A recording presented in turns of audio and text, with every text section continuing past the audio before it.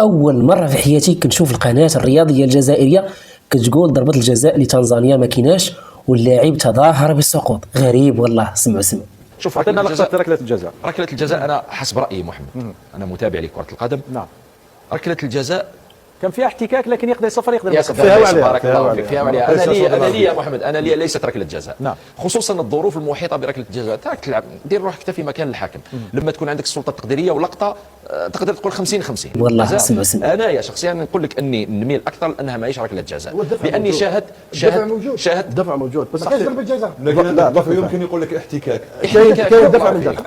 اقرب الامور لو صرات هذه اللقطه هذه ما رانيش في مكان اني نقدم نمد تهم للحكم ولا لاي طرف. انا هنا نمد رايي وفقط. انا لي بالنسبه الي وقلتها كي شفت اللقطه على المباشر قلت انه صعب جدا على الحكم انه يصفرها ركله جزاء. انا بالنسبه الي تقدر تكون ماهيش ركله جزاء.